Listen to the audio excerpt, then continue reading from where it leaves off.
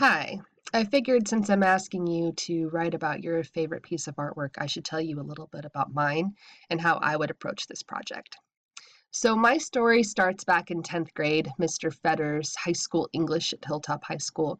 He was very into Greek mythology, and not only did he have us read the Iliad and the Odyssey, he also showed us a lot of artwork from that time period. And one piece of artwork that he showed was this sculpture. It's called the Laocoon group. So this is Laocoon. He is a priest of Poseidon, and those are his sons, and they are being devoured by sea snakes. And when I saw this, I was immediately intrigued, and it made me start researching who this guy was and why sea snakes would want to devour him. And I found out that it all began with a story about a horse. So do you guys know the story of the Trojan horse? You might have seen the movie Troy. Um, but basically, it starts with a marriage. It was a marriage between Thetis, who is a sea nymph, and Peleus, who is Achilles' father, but he was a great warlord. And this was the marriage of the time. Everybody was invited. Gods, goddesses, powerful people in Greece. It was really an amazing event to be invited to. The only person not invited was Eris, the goddess of discord. They did not want that broad messing things up for them. So she got her feelings hurt, and she decided that she was going to bring her wedding gift anyway.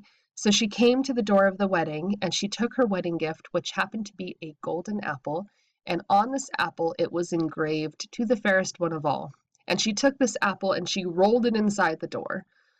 Well, it caused a bunch of discord because the golden apple landed at the feet of three goddesses. Those goddesses were Hera, queen of the gods, Athena, goddess of wisdom and war, and Aphrodite, goddess of fertility and love.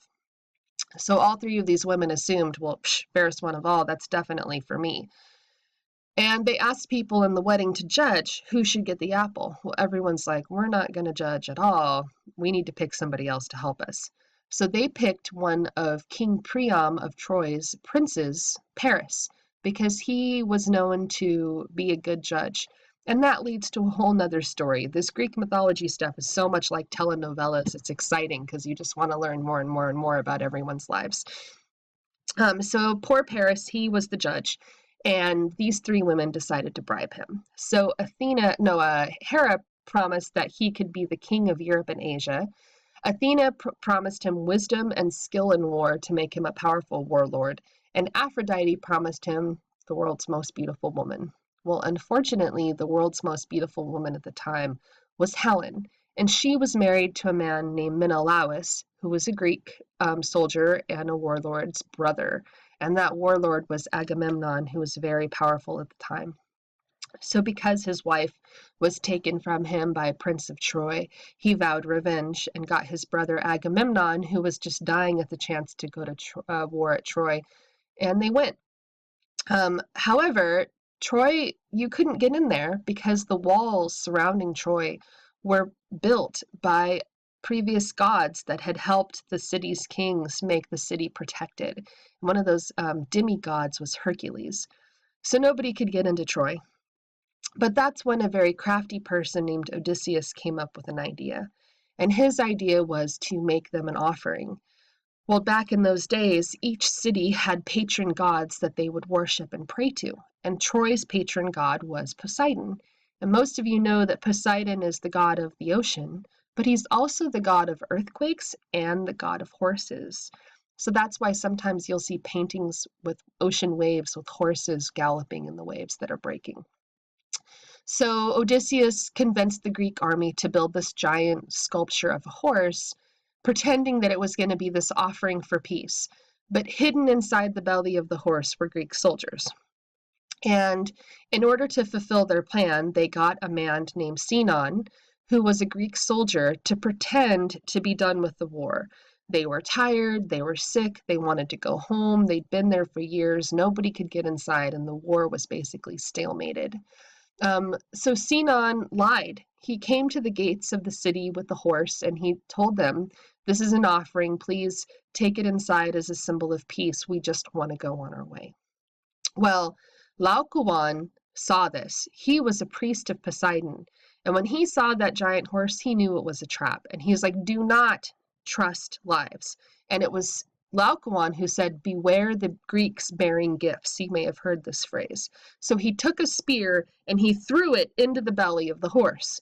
Well, at that exact moment, two sea serpents came out of the ocean and devoured Laocoon and his two sons. Well, of course, I was like, why would they do that? Why would Poseidon be mad at Laocoon for warning the Trojans about their impending doom? Well, it just looked like the sea serpents came from Poseidon. They didn't. They were actually sent by a different god who was very angry at Laocoon and angry at the city of Troy. That's a whole nother story, but it turns out that the previous kings of Troy never repaid their debts to the gods that had helped them build the walls. So to make it seem like the gods were upset, they sent those sea serpents at the perfect time to fool everybody. It was a pretty interesting twist to the story. So it made me think a lot about Laocoon's punishment, why he was punished even though he was telling the truth, and why his untimely death was so misunderstood by the Trojans. And so this particular sculpture really influenced me a lot in my life. So academically, it fueled my passion for English and helped me to focus on my major. Because at that time in 10th grade, I just started devouring Greek literature. I started looking up all the different myths to understand why things were happening. I started looking at Greek history. And then I started noticing like that golden apple to the fairest one of all. We saw that again in Disney movies, right? And so it made me realize that these motifs from Greek literature appear over and over and over again in our culture and throughout the arts. And I really thought that that was something cool to devote my studies to. So professionally, it influenced me because I have a pretty good memory for irrelevant facts and details. So I knew that I could probably be a good teacher, and I had some help with other teachers that told me that I would maybe be good at that one day. So it helped me kind of know that one day I would probably want to teach English so that I could also teach Greek mythology. And then personally, later on in life, as I grew up and got married, it made a big connection in my life because I was married to a man who ended up lying a great deal that led to our divorce. And so the sculpture of Laocoon is a metaphor for me of the destruction that lies and broken vows can cause in a person's life. Because if Sinon had not lied, Troy would not have fallen. And if my husband hadn't have lied, our family wouldn't have basically fallen apart. We're better off now, though. All right, so when you think about your piece of artwork, it needs to be something that has some depth to it like that. Something, a song, it could be street art, it could be a fashion design, it could be any kind of artwork that moves you.